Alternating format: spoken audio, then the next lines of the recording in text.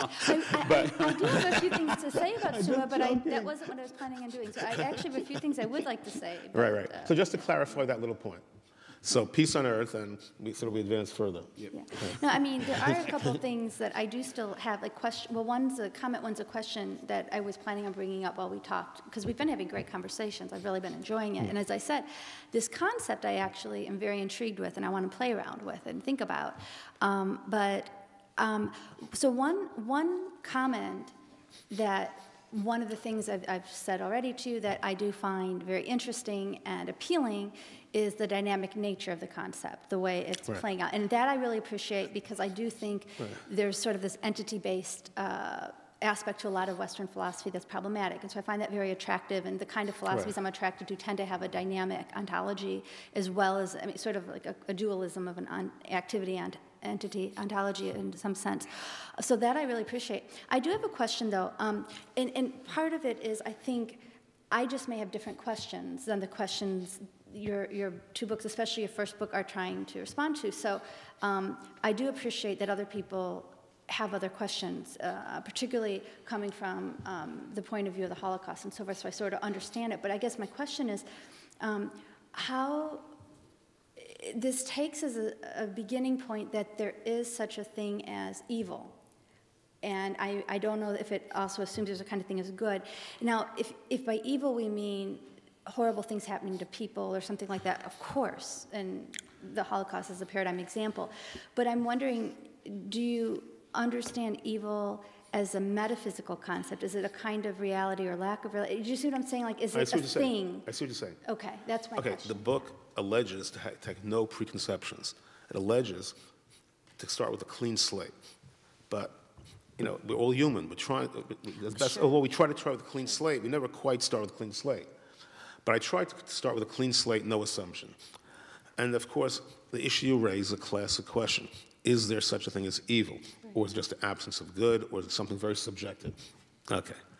And frankly, it's not as if I deal with that subject with certitude. I deal with a lot of uncertitude. I'm sort of finding myself forced into certain positions, given almost everything else that I'm saying, and putting the whole mosaic together. And in putting the whole mosaic together, I'm sort of, I would say, forced into the position of saying that it is a distinct entity juxtaposed against good. But if you stopped me on the street a year before I started writing, I would say, no, really, please leave me alone. You know, like, who really, I didn't have given that much thought. It was more a matter that all the other dynamics sort of forced that position.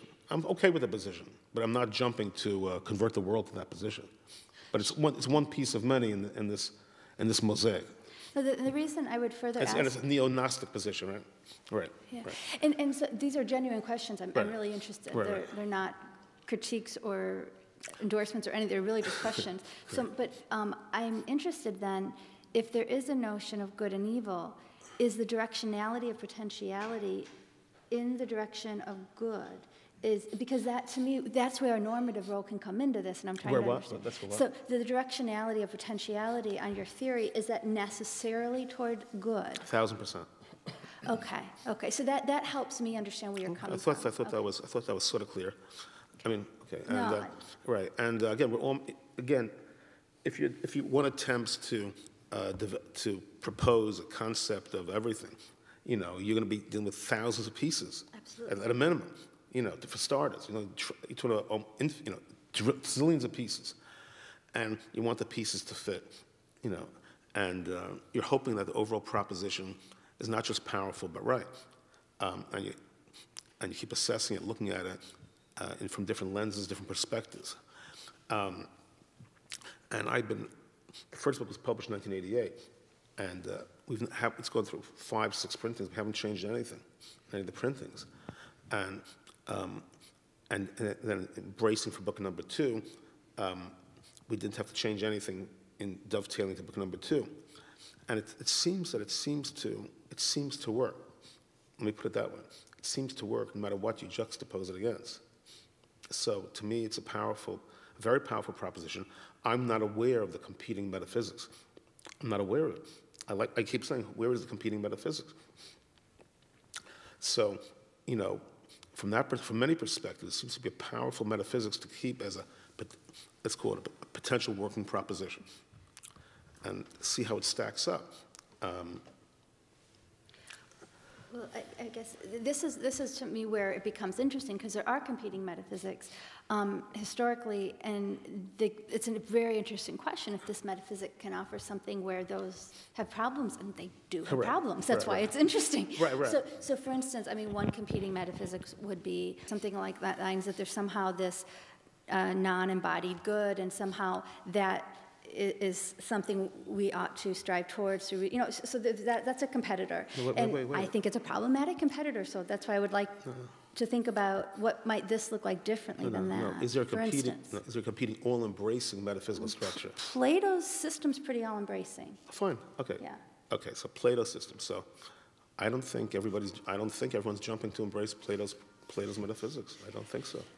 I don't think that's the case at all. Well, no, I mean, I think, for better or worse, a great deal of the Western tradition has.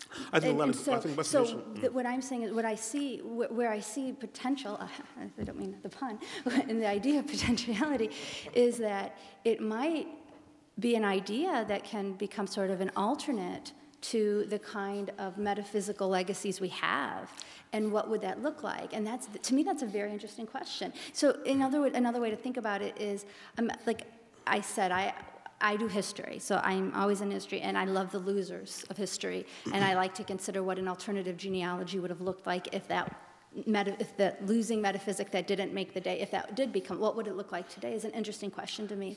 So in that vein, I'm thinking, well, just as I like to think about, well, what if Spinoza's metaphysics or Nietzsche's or someone else's, supplanted the incredible hold of Plato and Aristotle's metaphysics on our worldview? What would that look like? In the same way, that's why I find this very compelling. What would it look like to have a metaphysic based on potentiality replace those?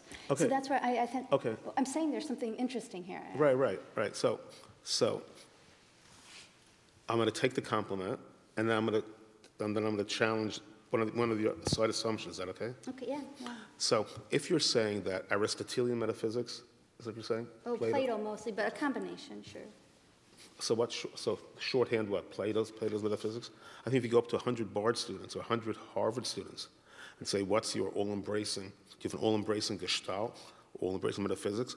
I doubt if one out of the 200 would say Plato's metaphysics. I doubt it. I just doubt it. Yeah, but I don't think that has anything to do with whether we're conscious of where these are. Most people walking around are Cartesian dualists, even if they've never read Descartes. Yes, exactly right. So what I'm going for is that in 50 years, you go to those 200 students, and you have a fair number of them say, I embrace the Summa Metaphysics as something concrete. So I'm heading for that. Because I don't see that any metaphysics now is embraced by the educated public. I know academics. I guess I have to respectfully disagree. Okay. As Tammy says, I have to say I agree that there are unwitting Cartesians all around us. Unwitting. That's unwitting for sure. Unwitting for sure. Unwitting for sure, myself included. Before I engage in the process, because that's what we're taught. That's what we're all taught. Yeah. Bruce first, and then Gennady. Sorry, Bruce has been waiting. Gennady, sorry. Just a note from our sponsors at Bard College. Apparently, the people are here now who want to come in to convert the hall to its next purpose. Oh, I so see. we'll need to be I do want to ask my second question if I can, because Tammy has touched on it very well. It has to do with this issue of potential, which actually fairly early in our discussions, several of us seemed to accept as a matter of course, and then it became increasingly clear that, in fact, different things were meant by potential. Sometimes you can use it in a social context where you imply not merely power to become, but power to become a particular design. Sometimes it's been used to imply order, but not design, it was said. Sometimes it's been used to refer simply to energy. So that, for example, Gennady's earlier comment that there's something in the cosmos that produces consciousness, well, that's an interesting possibility, but it doesn't seem to me that it implies a one-to-one correspondence. So it appears to be a term that elucidates, but it's another one of those factors that it will be at the play at the back of my mind looking at the question of evolution, precisely because so much freight can be carried by the term or eliminated by a given speaker. So it's just one that I could use clarification on from all players as we proceed. I have assumed that we are all wrestling in one way or another with these questions. But I'll go to Gennady. I just want to make a very brief comment. When I refer to human reason, I had in mind precisely this.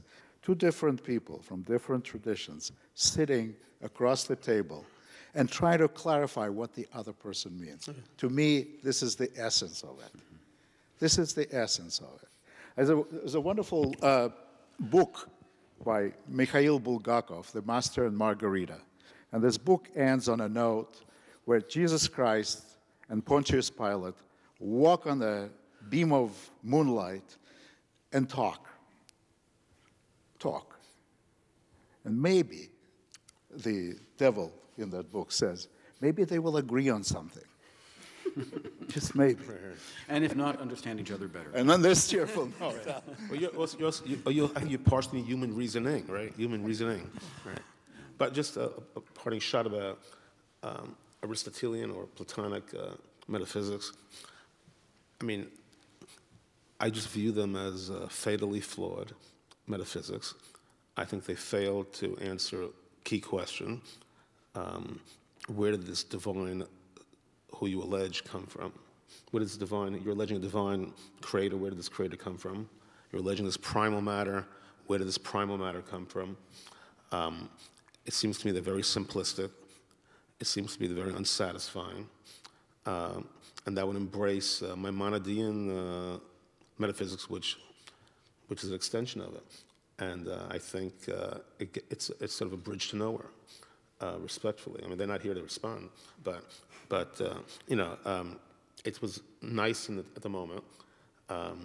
Aristotelian metaphysics included the concept that the sun revolves around the earth, by the way, among other things. So these are seriously flawed metaphysics, and I don't believe that they are used as, well, I challenge them.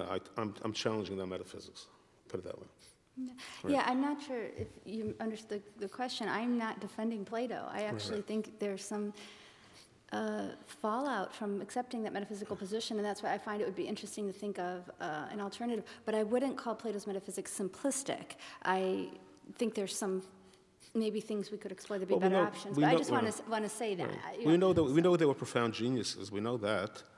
But I believe on that balance, the metaphysics is simplistic. Right. Let me put it that way. All right. Be that as it may, I'd like to thank you all in the audience for coming. I will hold thanks to all of our participants until later tonight. Our dinner starts very soon, and the good news is that we will no doubt have another very animated discussion there. I'm looking forward to that. And the buses are waiting right now. So thank you all. We'll continue very shortly at dinner.